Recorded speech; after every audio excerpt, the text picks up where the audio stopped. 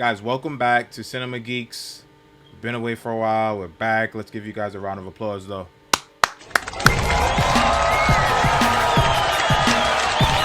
All right, today we're back with a new trailer. It's for a movie coming up, and it's called The American Society of Magical Negroes. Now, I know that sounds kind of weird and kind of like, you know, a little bit of racist, but you know what? It's a trope that does exist for a very long time. For almost a century, this trope has existed. And it's a term that was coined by Spike Lee in 2001, and he's called it Magical Negro is a trope in American cinema, television, and literature, the cinema of the United States. The Magical Negro is a supporting stock character who comes to the aid of the white protagonist in a film. Magical Negro characters, often possessing special insight of or mystical powers, have long been a tradition in American fiction. As a trope, the term Magical Negro was popularized in 2001 by film director Spike Lee, as I said before, while discussing films with students during a tour of college campuses, in which he said Hollywood continued to employ this premise while expressing, I'm kind of blind, I have to roll this up for me.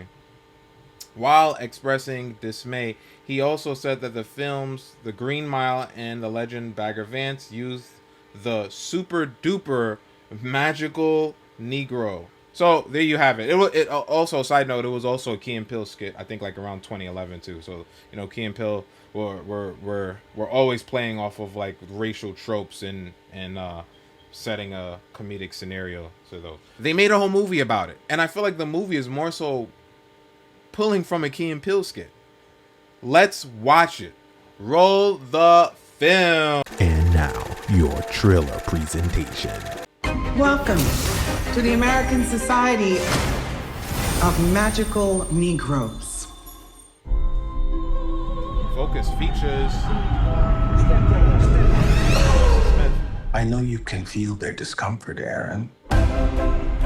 Watching you walk through a room full of white people was the most painful thing I've ever seen. Excuse me. Sorry. I want to take you to a job interview. There's a recruiting class starting right now, and we got to get you in it. Welcome to the American Society of Magical Negroes. I don't know why I feel like this kind of exists in the world of Harry Potter, because like they never really talk about like a school in America for Harry Potter. Hogwarts is in the UK, right?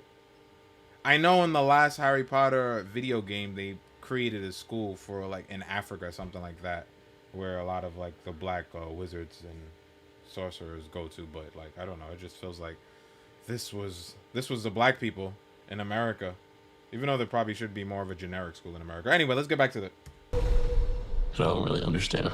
It's easier to say. What's the most dangerous animal on the planet? Shark. White people, when they feel uncomfortable. White people feeling uncomfortable precedes a lot of bad stuff for us. That's why we fight white discomfort every day. Because the happier they are, the safer we are. The name needs a little updating, maybe like magical black people, or I guess that doesn't have the same ring. Get ready. Oh, wow. Your first client is a Jason Munn. His morale is far too low. Hey. Hey. Darn it. I was hoping there was a station right next to him. Oh, is this one spoken for? No? Yeah, it's actually fun and weirdly relaxing. It's like being a secret agent with none of the danger. Hey, I'm Lizzie. Nice to meet you. Nice to meet you. She's great. Yeah, she's cool. You kidding? Come on, man. She's Love smart, triangle. funny. I know what you were doing going on about her. You're trying to set us up. No, that's not what I was doing. You cannot have a relationship with Lizzie now. Because if you don't put Jason first, everyone's magic will fail. I've always felt like it's my job to make white people conflict. Feel comfortable, and here it literally is. But maybe it shouldn't be. I got a great plan to ask her out, but I'm gonna need your help. Do you think you could, like, work your magic? Hey, is he talking about me? Hey. Oh my, wait, are you?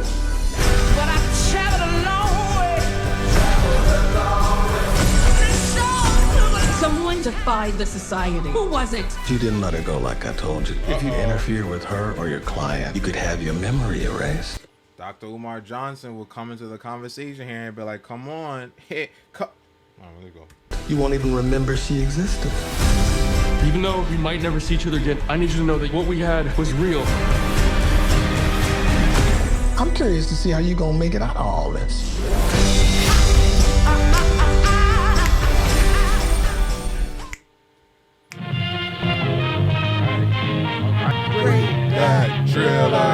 Okay, so when I first heard about the movie, I was like, I didn't know how to take it because I wasn't really caught up on the trope that they were trying to like. I didn't know it was following a trope. I didn't understand what it was, and now watching the full trailer, I get much more of a feel of what the movie is doing and what it's about, and how it's actually just trying to like. It's kind of like. I don't want to say it's kind of normalizing it, but it's kind of like the movie has like a normal narrative where it's a guy who falls for a girl. So they're kind of trying to like bring it back there and to mesh the entire movie out, but with this underlining trope that they're also calling out that happens to exist in a lot of Hollywood movies throughout the decades. I think I'm going to give this a 4.5 stars out of 5.